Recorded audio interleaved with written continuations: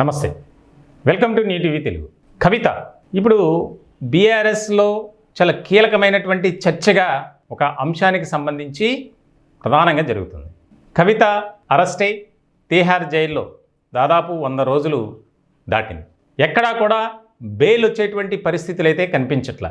ఇదిలా ఉంటే తాజాగా జరిగినటువంటి పరిణామాలు, ఢిల్లీ ముఖ్యమంత్రి ఆమ్ ఆద్మీ పార్టీ నేత అరవింద్ కేజ్రీవాల్ ఆయన్ను ఢిల్లీ లిక్కర్ స్కామ్ కేసులో సిబిఐ అరెస్ట్ చేయటం అనేది ఒక ప్రాధాన్యత సంతరించుకుంది. వాస్తవానికి వందలాది కోట్ల రూపాయల అంశానికి సంబంధించినటువంటి ఈ యొక్క స్కామ్లో కీలకమైనటువంటి పాత్ర పోషించిన వారు కవిత, మనీష్ సిసోడియా, అలాగే అరవింద్ కేజ్రీవాల్.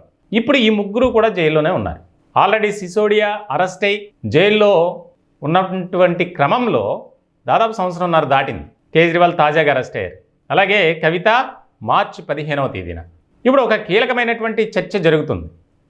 ఇప్పటి వరకు ఈ యొక్క ఢిల్లీ లిక్కర్ స్కామ్ కేసులో ఎన్ఫోర్స్మెంట్ డైరెక్టరేట్ కానీ సిబిఐ ఈ 2 కేంద్ర దర్యాప్తు సంస్థలు చాలా దూకుడుగా వెళ్ళాయి.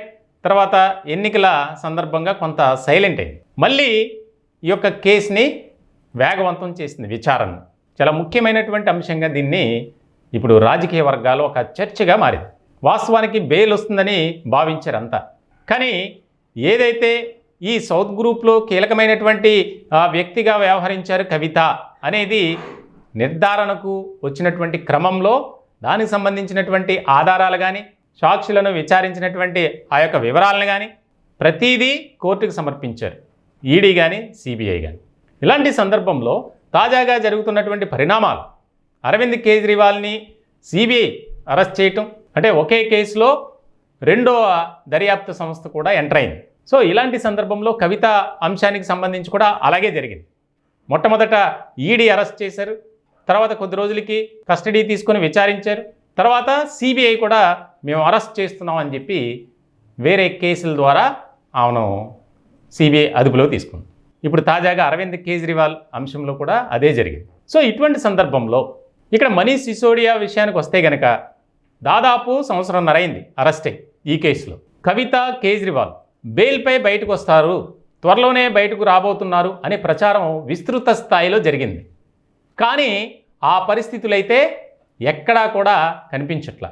దానికి ప్రధానమైనటువంటి కారణం ఏంటంటే ప్రభుత్వ ఆదాయానికి గండి కొట్టే విధంగా వీరు వ్యవహరించారు. కొత్త లిక్కర్ పాలసీని ఆమోదించి దాని ద్వారా భారీగా లాభం చేకూరే విధంగా ఆ పాలసీని రూపొందించుకున్నారు అనేది కూడా ప్రచారం జరిగింది. సో ఇలాంటి సందర్భంలో సౌత్ గ్రూప్ ద్వారా 100 కోట్ల రూపాయల ముడుపులు ఆమ్ ఆద్మీ పార్టీకి చెల్లించినటువంటి వారిలో కీలక పాత్ర పోషించారు కవిత అనేది ఒక నిర్ధారణకు వచ్చారు. ఇటువంటి సందర్భంలో తాజాగా జరుగుతున్నటువంటి పరిణామాలు, అరవింద్ కేజ్రీవాల్ని సిబిఐ అరెస్ట్ చేయటం. సో ఇలాంటి సందర్భంలో ఎక్కడా కూడా వారికి వెసులుబాటు లేకుండా 2 కేంద్ర దర్యాప్తు సంస్థలైనటువంటి ఈడీ కానీ సిబిఐ కానీ వ్యవహరిస్తుంది, దూకుడుగా ముందుకు వెళ్తుంది.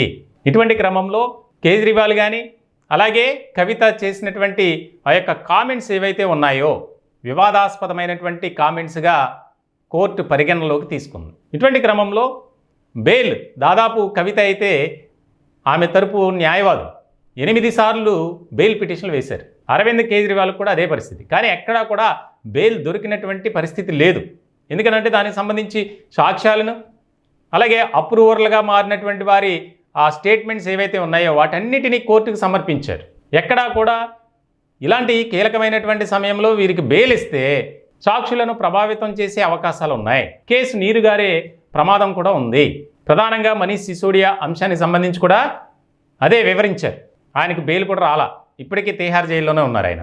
ఇప్పుడు ఈ ముగ్గురు కీలకంగా ఈడీ కానీ సిబిఐ కానీ ఒక రకమైనటువంటి ఫోకస్ పెట్టింది.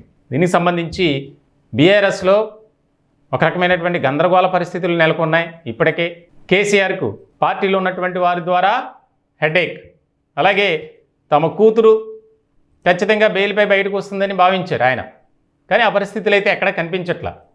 దాదాపు ఇంకా 1 సంవత్సరంగా పైగానే జైల్లో ఉండాల్సి వస్తుంది అనేది న్యాయ నిపుణుల మాటగా వినిపిస్తుంది.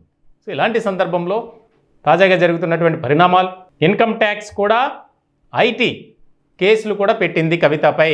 కేజ్రీవాల్పై.